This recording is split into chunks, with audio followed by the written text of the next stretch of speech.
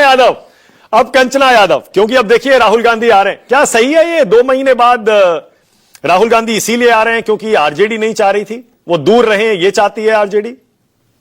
ये इन्फॉर्मेशन आपको मानक जी कहाँ से पता चली हमको नहीं मालूम, लेकिन वो वापस तब ना आएंगे जब वो कहीं जाएंगे। वापस तो आते हैं प्रधानमंत्री नरेंद्र मोदी जी, चुनाव में एक बार आते हैं, चुनाव करीब आ जाए तब आते हैं, चुनाव प्रचार में आते हैं, वादे करते हैं, बड़े बड़े वादे करते हैं, फिर उसके बाद चले जाते हैं। तो मोदी जी से पूछिए कि भाई चुनाव आता है तभी क्यों आते हैं आप बिहार में और वादे करते हैं हवाई चप्पल वाले जहाज में जाएंगे, और आप यह भी नहीं देखने आते हैं कि ट्रेन के टॉयलेट में जो है बिहार के युवा ट्रेवल करके जाते हैं। तो अगर राहुल गांधी जी आ रहे हैं, 29 को आ रहे हैं और हमारी घोषणा पत्र भी पब्लिक में आ जाएगी, तो क्या दिक्कत है भाई? कांग्रेस हमारी एलआई पार्टी है और एक बड़ी पार्टी है, और हमारे सारे जो दल हैं वो बिहार में चुनाव प्रचार कर रहे हैं, एक मंच पर है, चाहे बीजेपी हो, लेफ्ट हो, कांग्रेस हो, कोई भी हो। राहुल गांधी आ रहे हैं तो उसमें गलत क्या है? नहीं, गलत ये नहीं है कि वो आ रहे हैं, बता देना। गलत ये नहीं है कि वो आ रहे हैं, गलत ये है कि वो 2 महीने बाद क्यों आ रहे हैं, और महागठबंधन की मैनिफेस्टो अनाउंस करने की प्रेस कॉन्फ्रेंस में भी वो मौजूद नहीं होंगे। तो हमें एनडीए वाले ही बता दे कि एक मंच पे एनडीए वाले सब दिख रहे हैं क्या?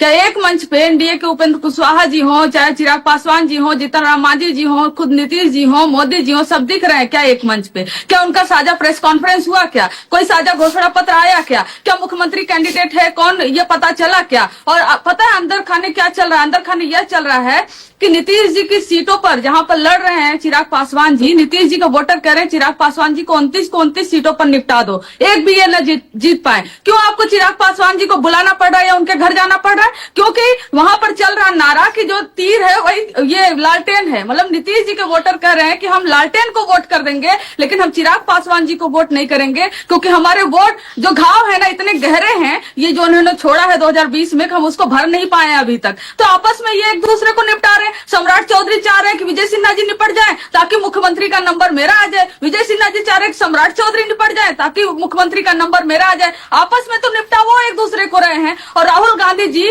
नेशनल परपेज में एक बड़े नेता हैं, एक लीडर ऑफ अपोजिशन है देश के। अगर वो बिहार में 29 को जा रहे हैं और उनकी पार्टी कांग्रेस एक बड़ी एलआई है हमारी, लड़ रही बिहार में, और जो लोकल लीडरशिप है सब वहां पर है, तो राहुल गांधी जी का हम वेलकम करते हैं। और वोटर अधिकार यात्रा में आए एक बड़ा मैसेजिंग था कि देश भर में जिस तरह से वोटर चोरी हो रही है, हम इसके खिलाफ खड़े हैं, हम इसके खिलाफ लड़ेंगे, क्योंकि हमें चुनाव में पारदर्शिता चाहिए। तो राहुल गांधी जी के आने से भी इन्हें दिक्कत, नहीं आने से भी इन्हें दिक्कत, इन्हें दिक्कत तो निकाल। आज तो मुझे अच्छा लग रहा है कि हर्षवर्धन त्रिपाठी जी कांग्रेस के इतने बड़े शुभचिंतक हो गए हैं। आज पूरा आप देखिए 4-5 मिनट में कभी अल्लाह जी की प्रशंसा कर रहे हैं, तो कभी अखिलेश प्रसाद सिंह को गाली दे रहे हैं, और कभी राहुल गांधी जी की तारीफ कर रहे हैं, कभी राहुल गांधी जी की बुराई कर रहे हैं। समझ ही नहीं आ रहा कि आखिर में क्या समझ रहे हैं आप कांग्रेस को, अच्छाई या उनकी बुराई कर रहे हैं आप? तो कंफ्यूज अगर कोई है एनडीए है, हमारे यहाँ कोई कंफ्यूजन नहीं है। कंचना एक सेकंड, अभी हर्षवर्धन जी जवाब देना चाह रहे हैं, लेकिन एक मेरा सवाल आपसे है। कुछ दिन पहले आप ही ने मेरे शो पर कहा था, जब मैंने कांग्रेस और आरजेडी के मतभेदों पर आपसे सवाल किया था, आपने कहा था महागठबंधन के बिहार के फैसले दिल्ली से नहीं पटना से होंगे। याद है आपको? आपने कहा था ये मैं आज फिर पटना से फैसले होंगे। इसीलिए मैं आपसे पूछ रहा हूं, राहुल गांधी की 2 महीने की बिहार की गैर मौजूदगी का फैसला क्या पटना से नहीं हुआ था?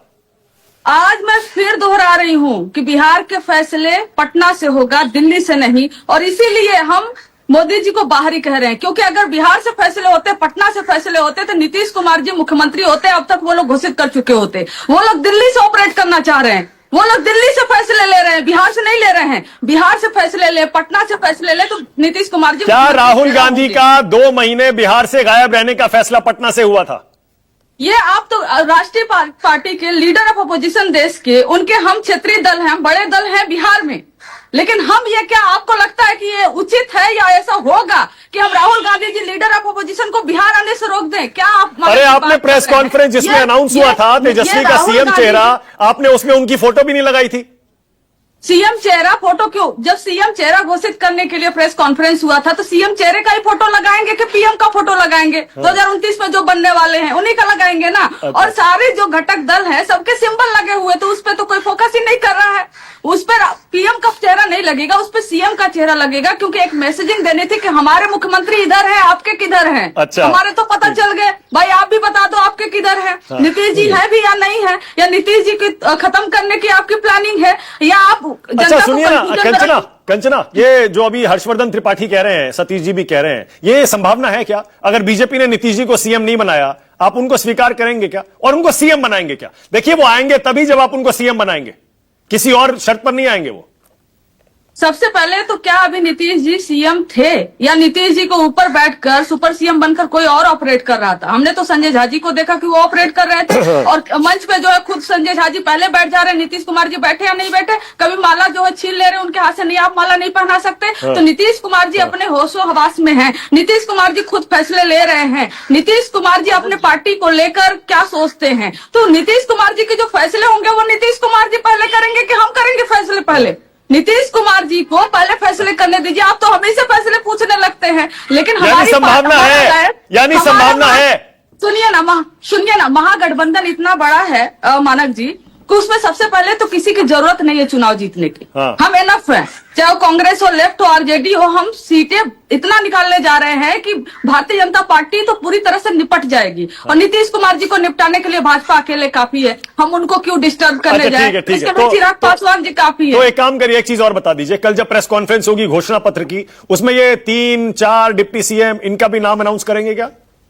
जब अभी हम आपको बता दें सारा, तो कल प्रेस कॉन्फ्रेंस का मतलब क्या रह जाएगा? प्रेस कॉन्फ्रेंस तो इसलिए किया जाता है ना कि मानक जी को सनसनीखेज दिया जाए और मानक जी ब्रेकिंग न्यूज चलाए। तो भारतीय जनता पार्टी की तरफ से ब्रेकिंग न्यूज का इंतजार, साथ टाइम लगेगा आप लोग को या मिलेगा भी नहीं ब्रेकिंग न्यूज। ठीक है, ओके। हर्षवर्धन त्रिपाठी जवाब दे रहे थे। हर्षवर्धन जी बोलिए, फिर आगे जा रहा हूं, बोलिए।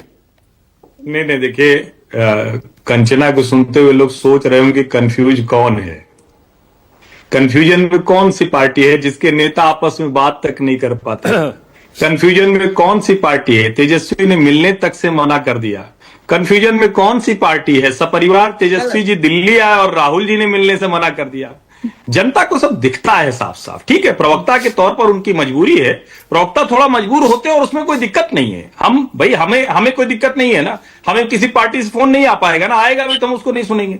लेकिन प्रवक्ता की तो मजबूरी है, तो वो इसी तरह से बात करेगा, और हर प्रवक्ता ऐसे ही बात करता है, कॉन्फिडेंस के साथ बात करता है, क्योंकि उसको पता है कल को कुछ और निर्देश आ जाएगा। उस दिन उनको निर्देश रहा होगा तो उन्होंने कहा पटना से फैसला होगा, तब की बात अलग थी, तब टोन अलग थी। आज जब अशोक गहलोत जी जाके समर्पण कर गए हैं तो फिर क्या दिक्कत है? तो ये सब दिखता है जनता को। मुझे लगता है कि इतनी स्पष्टता, और जब इस तरह के आरोप नीतीश जी पर लगा रहे हैं तो नीतीश जी का समर्थक वर्ग ये भी तो देख रहा होगा ना कि लगातार उनके ऊपर किस तरह की टिप्पणियां राष्ट्रीय जनता दल के प्रवक्ता, नेता वो सब कर रहे हैं। और उसमें तो मैंने ये देखा कि संजय झा ने मना किया, लेकिन संजय झा को डांट के उन्होंने माला पहनाई तो वो तो अपने होशो हवास में दिख रहे थे। उन्होंने कहा तुम हमको रोक दोगे जी, तुम बताओगे कि माला कहां पहनाना है कि नहीं पहनाना है। हाँ। तो उन्होंने तो वो भी साबित कर दिया, अगर इस लिहाज से जाएं तो मुझे लगता है बिहार की जनता इतनी समझदार है कि वो बहुत छोटी छोटी चीजें ऑब्जर्व कर लेती है, उसको इतना पढ़ाने समझाने से काम नहीं चलता है। ओके, बोलिए कंचना, क्या कह रही है, बोलिए। नहीं, ये गजब आदमी है भाई, यही लाइन बोले थे नीतीश कुमार जी जब उनको रोका जा रहा था कि आप माला नहीं पहनाइए, रुक जाइए, पीछे से खींच रहे थे।